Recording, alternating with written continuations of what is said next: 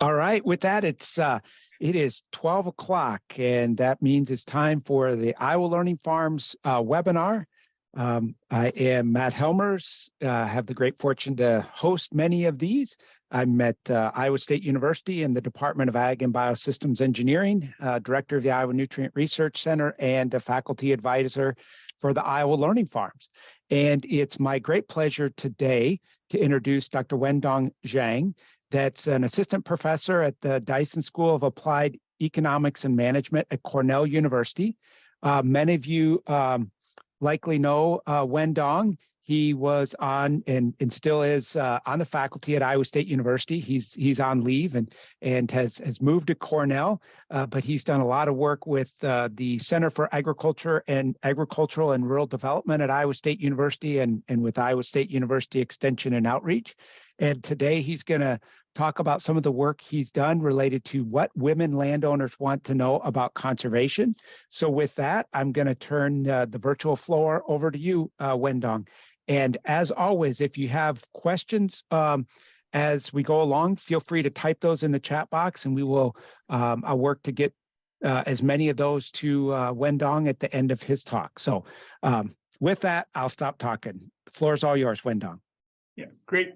Thank you very much, Matt, and great to virtually see you all. And today I'm going to talk about a project that is funded by USDA NIFA, led by the ISU Women in Agriculture group, Madeline Schultz, that we have a project that trying to do research and extension programming to help women landowners on three aspects: conservation, farmland leasing and management, as well as succession. So I'm going to focus on conservation today based on a survey that was sent out last year. Before I do that, I'm really happy to be back and talking with the Iowa Iowa audience. And in case you don't know me, here's some background about myself. I went to Iowa State in 2015, and I stayed in the econ department for 7 years. I just joined the Cornell University this July. At ISU, I led the Iowa Land Value Survey, which is a survey of critical significance and started in the 1940s.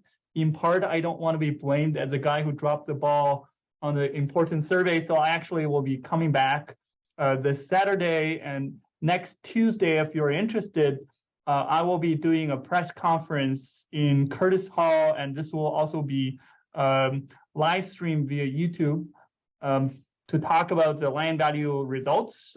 So here's the link, bit.ly land results 2022. It's December 13th on Tuesday at 10 a.m. So if you're interested, please tune in for that. Currently, when I'm at Cornell, I'm still continuing the lines of research. I'm similar to what I'm doing at Iowa. I will continue to do work related to Chinese agriculture and agricultural trade. I'm part of the Cornell Institute for China Economic Research, and related to conservation, that I'm also now affiliated with the Atkinson Center for Sustainability and working with the New York State Water Resources Institute on conservation and related issues as well. But it's as I mentioned, that the production scene in the Northeast is quite different, that we are actually trying to look into carbon credits related to dairy farmers as opposed to crop farmers in Iowa and across the Midwest. So enough about that. And before I talk about the specific survey, I want to set the stage to give you some general background about women landowners and conservation in general. And so this is a presentation I did a while back. This is related to using the data coming from the 2017 Iowa Farmland Ownership and Tenure Survey. This is done every 5 years. Currently, we are actually doing the 2022 survey, and the results will be released next June. So I will be back in Iowa and releasing the report. And so this is mandated by Iowa code, and but provides really valuable resources and information about the leasing trends, ownership trends, succession trends. We have also added the information more about conservation. So in 2017, for the first time, we added the information about conservation. So we find that 27% of the land in Iowa in 2017 are using no-till and 4% using cover crops. And we also added the information this round in 2022 about agri-field practices. And so beyond that, this also gives you a breakdown of the land that is owned by women.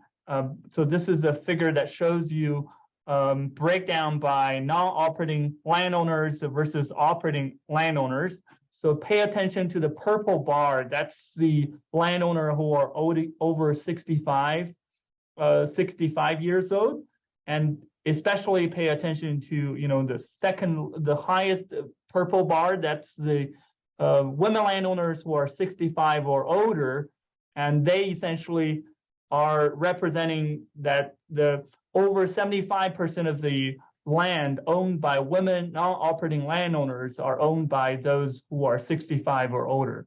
And another statistics is that 13% of the land in Iowa are owned by women landowners, regardless of the operating status, over 80 or above, right? So this is a very significant statistics that when you're thinking about conservation and especially considering that they will have very varying degree of experience dealing with tenants and conservation as well.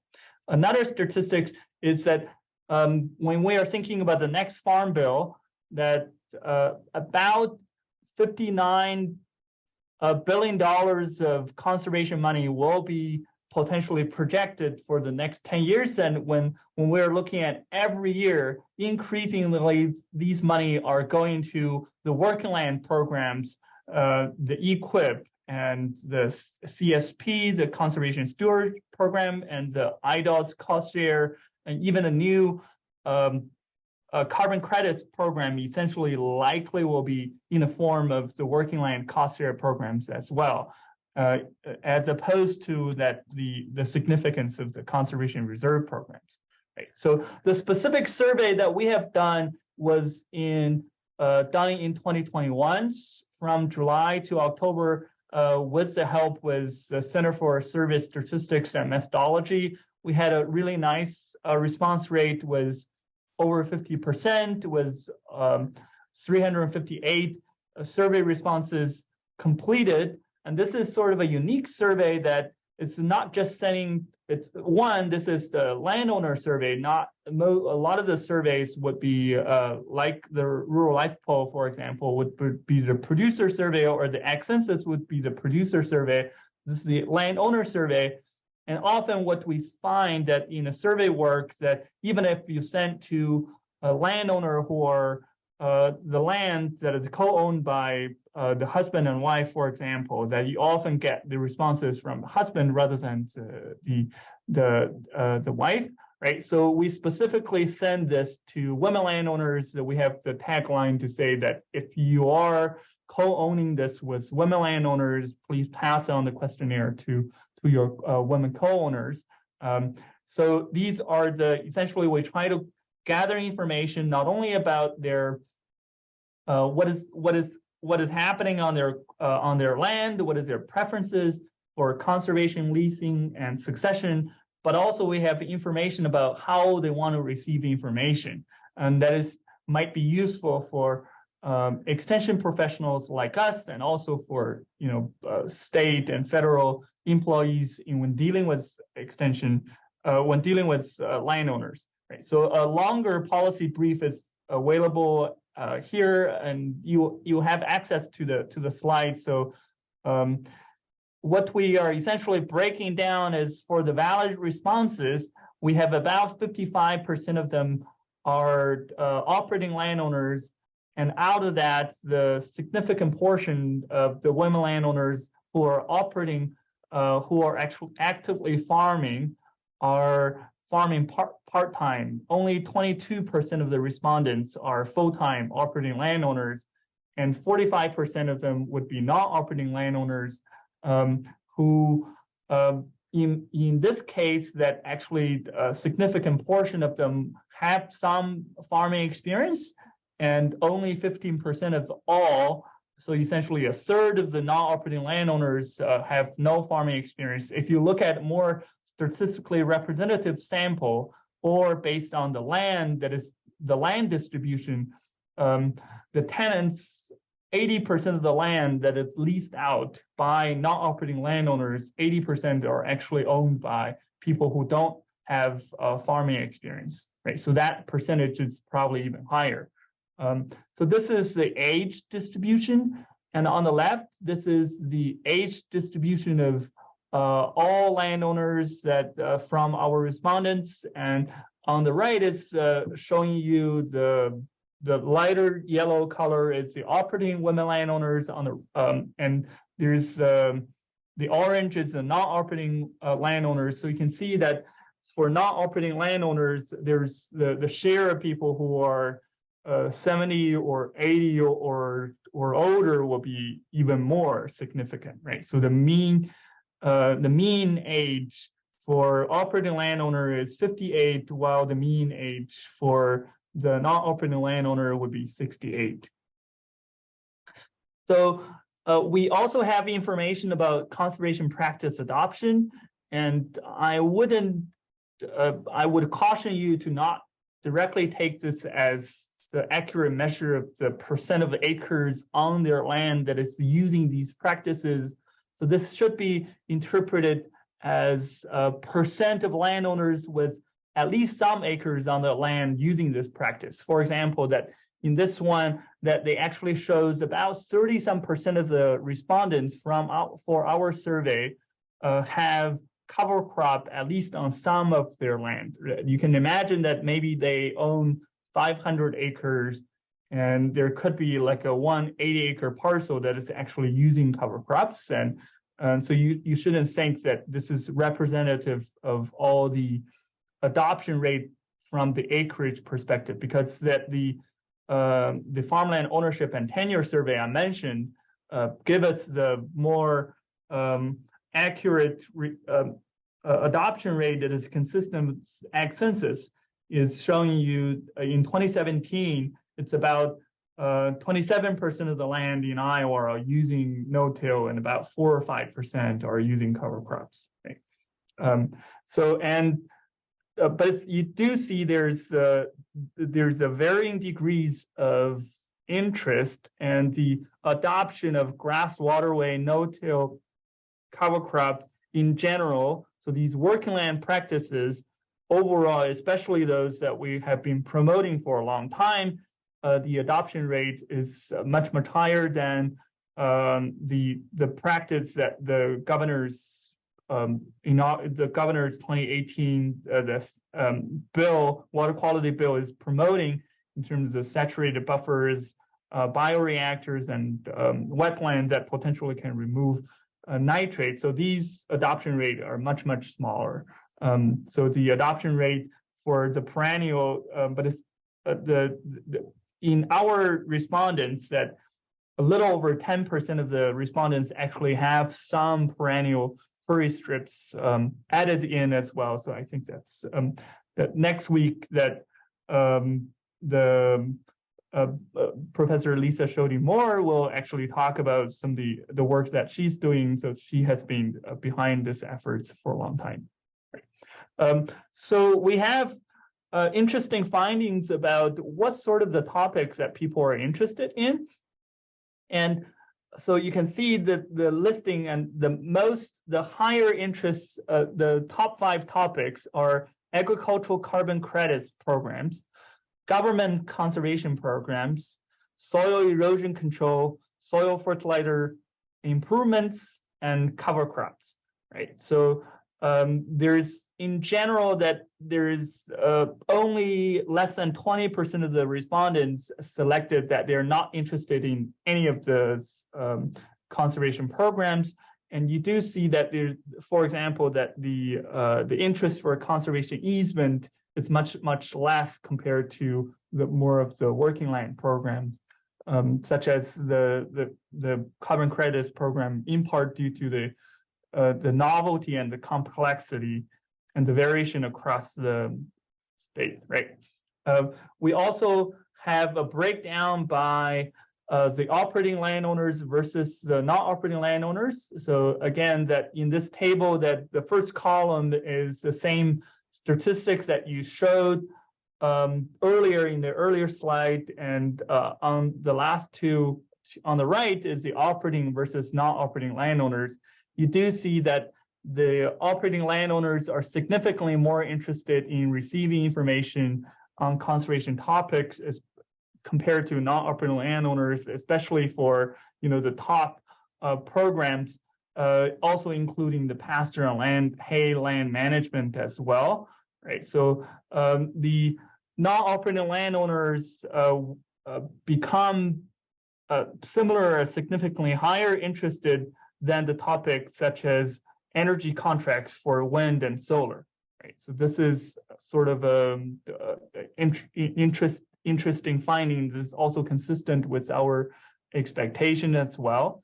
And we also looked at the correlation among the interests, that this is essentially saying that it's for people who are the 33% of the people who are interested in carbon credits. Are they also interested in government conservation programs, non-governmental conservation programs like the one that is offered from Practical Farmers of Iowa, or TNC, right? So essentially, we find that there are a lot of the correlation among these interests as well, that for people who are interested in carbon credits program, they're also interested in either governmental or non-governmental conservation programs.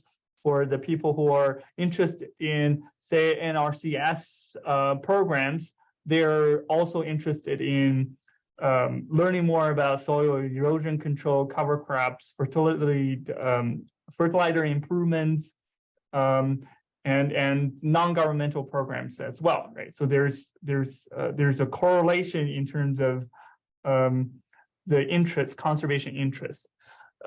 When you're examining the interest across whether people live in Iowa, whether they live in the county where their land is primarily located in, which is the first column, they live in Iowa, but it's not in the county, right? So suppose they own land in Hardin County, but they live in Ames, live in Story County, so that will be the second column.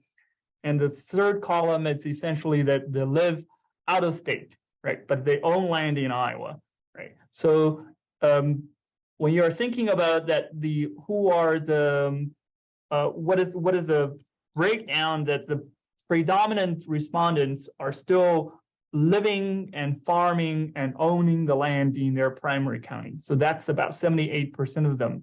That 15% live in another county and different from their primary county, that is where the land is located. Only 7% of the people are out-of-state absentees, right? So you do see that if you're looking at who are the residents, and they're more likely to be the operating landowners, they seems to have a higher interest in the ones such as pasture and hay land management compared to the absentee landowners who most likely are not operating, right? And when you are thinking about what are the out-of-state, again, paying attention to the energy contract question, to the second to the last row, right? 32% of the out-of-state absentee landowners are interested in these topics, and compared to only 14% who are actually living in the same residence and likely operating on their land, right? And the interest about wildlife habitat improvements for absentee landowners or non-operating landowners are also higher for the wildlife habitat improvements as well, right? So that's where you see that that might be useful information to pay attention to. And the interest about water quality improvements, that we didn't specifically specify whether this is local or downstream, but for out-of-state absentee and their interest is only 8% compared to 20% for in-state resident landowners, right? So, and we also, when we are looking at, for example, the breakdown by different age groups, and what we find is that if you're women landowners who are 60 or above, which is a little higher, so the last two columns, and you do see that you're in general less interested for conservation, for example, for some of the issues that we care about for conservation easement, for soil fertilizer improvements.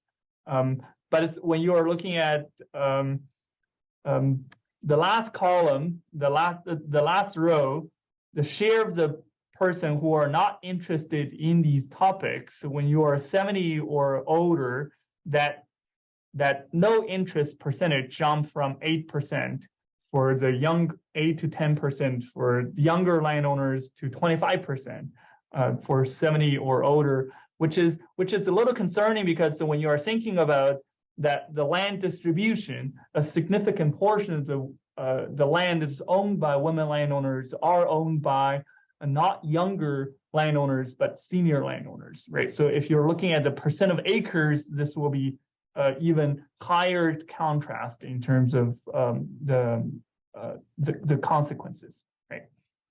So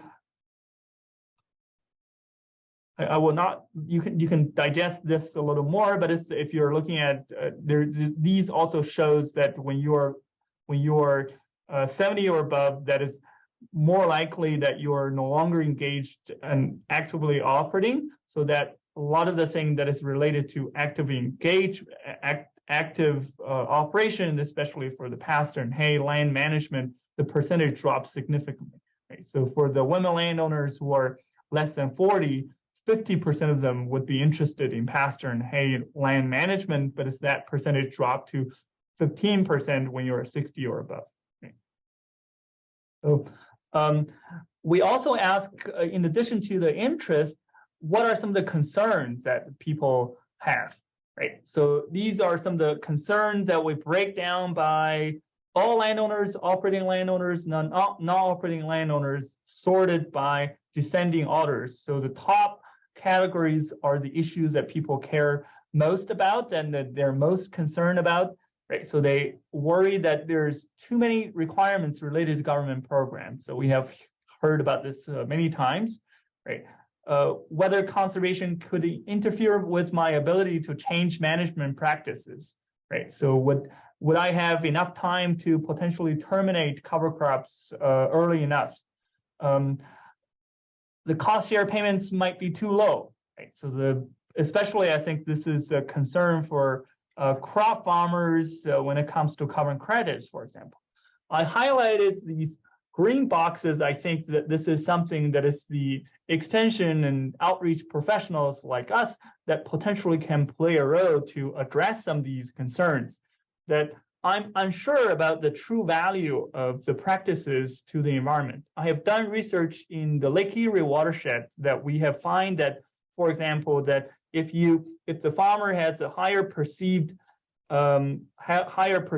efficacy of these practices actually reducing nutrient runoff, that significantly increase their probability of adopting certain practices. So I think that this could come in the form of regional specific trials and early farmer adopter advocating things, and they're better and education through various modes of things, right?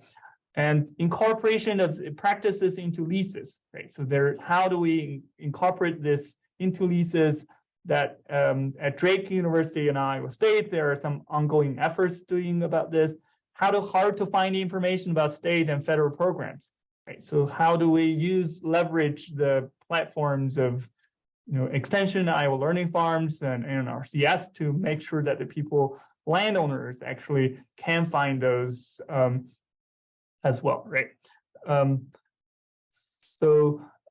We also, the last set of things I want to mention is that we also ask people how they want to receive information. So educational preferences, right? So people in general prefer if you do a meeting, either in the evening or the morning, right? In terms of the delivery mode, that to our surprise, actually, the top choices is the newsletters, right? So had we know that, we would break out into a mail newsletter versus the newsletter, but we didn't anticipate this is the highest selection option, so we lumped this together. But it's close to half of the respondents actually are interested in receiving that.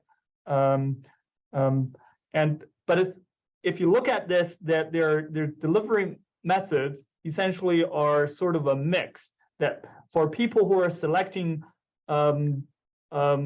it's common for people to select that they still like and not so bored through the Zoom meetings and webinars, right? So something that we do here, and I see like 88 respondents. People are participating. So maybe that is indicative of the landowner preferences as well.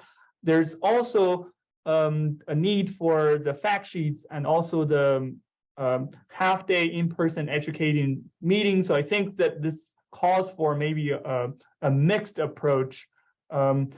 To our surprise, that the larger font notebook is actually not that selected by a lot, right? And I think that this calls for maybe a mix of things. And when you're thinking about a half-day, morning and evening would be better. And for operating landowners, they're probably more interested in the women learning circles compared to non-operating landowners, right? And this is also a breakdown by the age group. This is sort of a busy chart, but I will draw you to maybe a slightly different color. So pay attention to the green. I apologize if you're colorblind. So that indicates a large font notebook only shows up significantly when you are like 70, 80, or 90 for non-operating landowners. And I also want you to pay attention to the diversity of so many colors, regardless of all the age groups. And you do see that the blue, orange, and yellow are showing up more, which is the blue is the newsletter and the orange is the webinar, right? So those are the top choices. And the yellow is the half-day training session. So for people who like webinar, they're not saying no necessarily to the half-day sessions. And the gray is the newsletters that I think that there's a varying degree of support as well. I think this calls for a mixed modes approach, right? With that, I will close and remind you that if you need CCA CEO credits, and this is information where you can send the following information to Elena's by end of today, and to remind you that next session for the webinar is by the MacArthur Award winner, the true genius on campus, Professor Lisa Shoddy-Moore. So with that, I will close and see whether you have any questions. Thank you very much for your attention. All right, great. Thanks, Wendong. We have gotten a couple questions, and others feel free to type those in. The first question was, are windbreaks or other tree planting practices included in any of the conservation topics?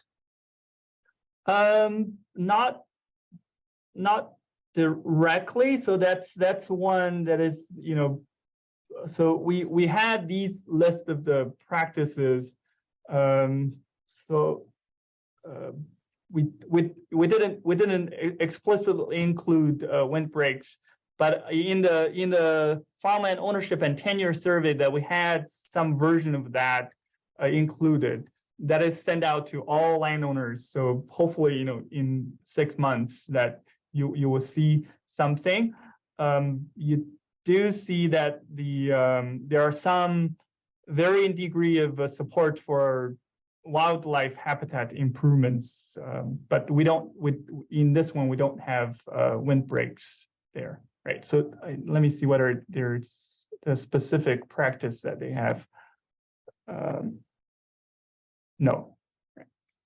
Okay. All right. There was one for, these both might be related because there may be more information in the paper or study, because there's a question on what is the margin of error in the percentages. And I think that question came in when we had the interest across residency slide.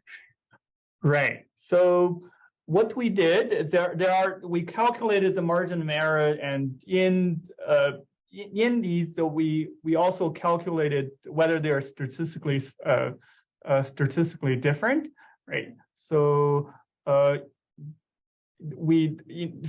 the simplicity of this table, we didn't add too much in, but it's in general, when you're looking at if you lump the in-state and out-of-state absentee landowner together, we can do actually some statistical inference that, for example, that you will find that the water quality improvements that the in-state, in-county resident landowners are significantly more interested than out-of-state, right? So we can do something like that.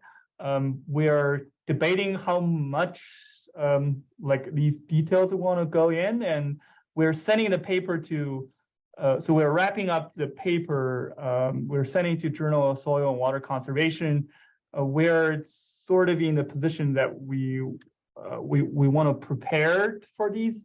What we are currently doing, and we didn't add too much, stars in this to indicate statistical power, but in the discussion, we pay attention and we highlight those that are statistically different, right? But they're more visually similar, that when you're looking at the pasture and hay land management, for example, you can see that these are some of the things that are more likely to be different. But if you look at the conservation easement, likely we may not be able to detect that they are statistically different.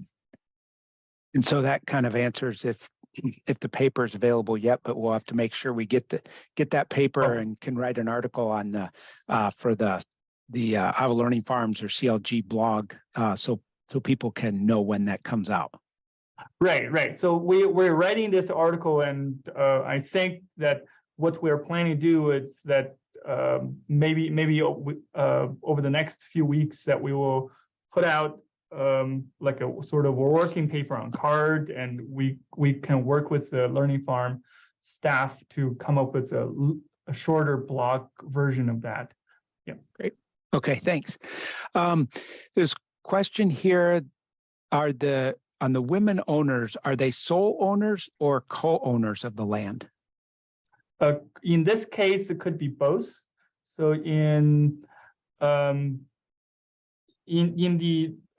from the other survey I do, that there's a shift away from both sole owners and joint tenancy, husband and wife co-ownership, away from these two to more complicated structure that is either corporation, trust, LLC, or tenancy in common, which is more, you can think of this as brother and sister type of ownership as opposed to husband, wife. Did you ask the landowners if they were using professional farm managers? So in this, yes, but in this one, we didn't specifically look into that. In Iowa, through the 2017 land ownership and tenure survey, we know that 7% of the land in Iowa are professionally managed by farm managers. I forgot exactly what is the percent of land owners, but 7% of the land. So this person had a question on the slide that was concern on conservation practices. Right. There we go. Because they said one choice was that conservation practices may decrease the value of the land. They were curious why that choice was included. They had thought conservation practices would increase it, but now, maybe having to think about that a little different. Right. So I think, we sort of did an informal focus group with a farm management specialist. So these are some of the things that they hear on the ground. And I think that what I can rationalize with is that if I have to put up with the cost and also potentially do these conservation practices, and that affects the ability to continue my management practices, I won't be able to plant in time. That could hurt my yield, right? And that could potentially lead to the reduction in terms of productivity, and that could perceivably, may decrease the value of land in the long run, or in a way that you could also argue that you also sometimes you hear people complain about whether organics that decrease the value of land as well. I think that's my rationale, but this is some of the concern that is gathered from the farm management field specialist at ISU. And you can see there are some people selecting that, and to reassure you that only like 30% rather than 70% selected that, right? Okay, next one is, what did you and your team learn about making successful contact with women landowners? Was it challenging to get survey responses? So actually, in this one, that is, we actually get much higher response rate than we originally thought. If you do survey, what you typically expect the response rate would be 20 to 35%, right? So we got 50%, in part due to the really strong network of, so this is sent out by extension. This is sent out through the Women in Ag programs. I do think that we highlighted that this through the questionnaire, that it's clear that we're really interested in learning about the opinions from women landowners, not just any landowners. So we have the prompts that if I send to Matt and you're supposed to give to your women co-owner to answer the survey. So I think that probably psychologically help a little.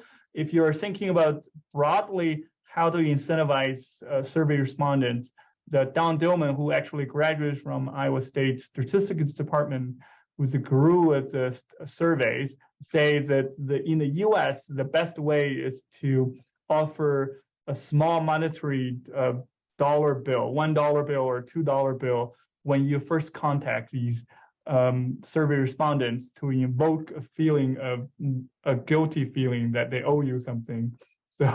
So that's the best way to do. But even given that people are expecting maybe 25 to 30% response rate. I guess another one, maybe the last one. Are there any specific questions you've seen the most response to from women landowners, or any talking points that you recommend when leading a women landowner meeting? I think that we have a lot of comments on, not necessarily on conservation, a lot of the comments on the concerns about the succession of the farm. I think that's the thing that people really are care about.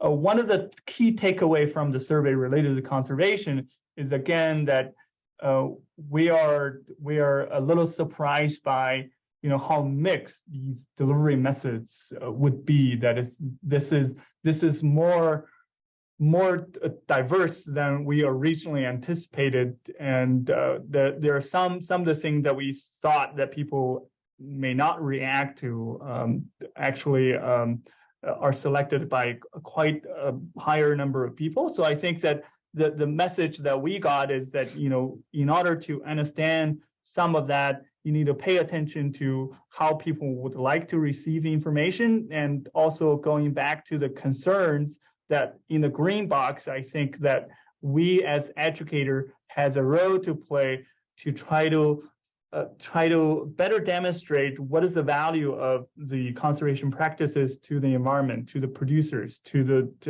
maybe debunk the belief that this actually stabilize and increase the value of the land and productivity, and how do they can easily find the information about state and federal programs. And so I think that that's part of the message. Another message that when we're writing the grant is that we feel landowner in general is one of the overlooked groups that in our extension programming, if you think about that, what we do on a day-to-day basis, we go out and do the crop advantage meetings, but it's not a whole lot of non-operating landowners attend these meetings, right? So how do we reach the landowners who are increasingly important when it comes to conservation and also the energy contract discussion as well, that is increasingly important. But we typically have a much better way of reaching producers and tenants as opposed to landowners. I think that this is one of the steps that we want to take to say that it's, we want to pay closer attention to the landowners. And because I think extension has probably needs to do more efforts. And if you look at some of the nonprofit groups like American Farmland Trust, they actually have much like more ambitious and stronger programs and trying to reach out non-operating landowners and trying to reach out, women producers and landowners in general. And so those are some of the things that has motivated us to pursue this path. Right.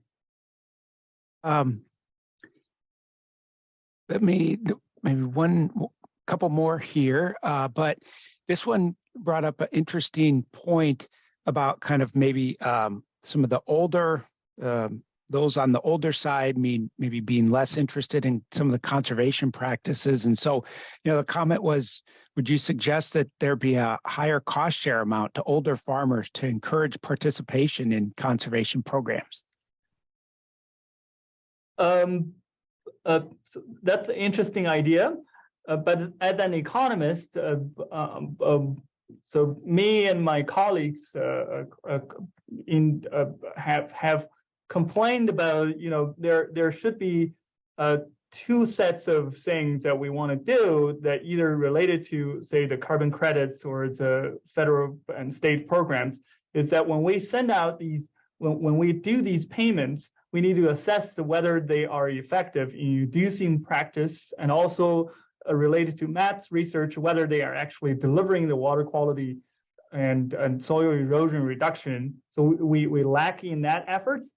Another thing that's related to your question is that because of the political nature and the strive to be fair to everyone, there's typically a lot of rigidity in terms of how we design these programs. That is typically, if you look at the existing and proposed programs, there are often uniform cost share programs regardless of where you are and who you are, right? So there are a lot of research done by economists and sociologists and show that if you allow more flexibility, that you do have the chance to potentially increase efficiency.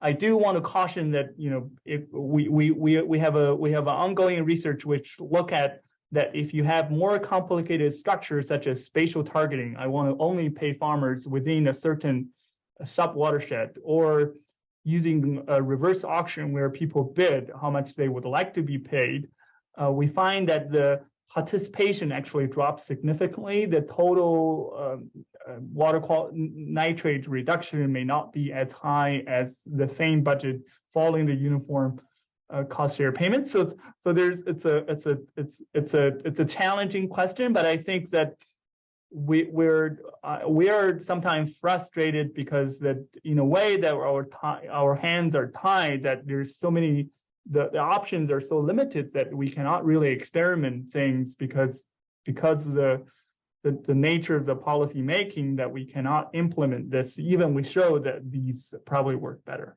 Right? But I think there are some progress that in some program that the Mississippi River Conservation Program, where there are some program which allows you to get a higher payments in the first year, or it's a staggering payment schemes for a multiple year contracts, right? So I think there might be some possibility, but I think that prioritizing certain groups of landowners is a tough sell politically. Okay. With that, thank you, Wendong, for the presentation. There's one last one. Do you think Iowa women are similar to women in other Corn Belt states? Yes, I think that they are. So Iowa sort of leads the way in terms of both the agricultural production and conservation discussion as well. That you'll be surprised that I went to the New York Farm Bureau meeting that there are a lot of people are comparing what's the Northeast farm dairy farm losses and how does this compare to Iowa and Wisconsin, right? So this is the Iowa is sort of used as one of the key benchmark, and in part that because the significance of agriculture, and also because that the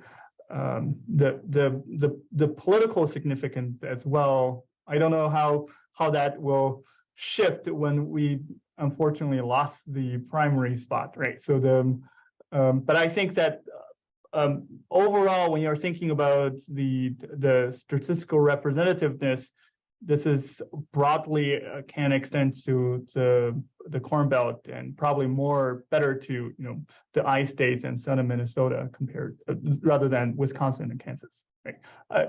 If you don't mind, Matt, I want to remind you again that if you're interested about the land value survey, it will be out on the December 13th at 10 a.m. and will be available on the CARD website later that day as well.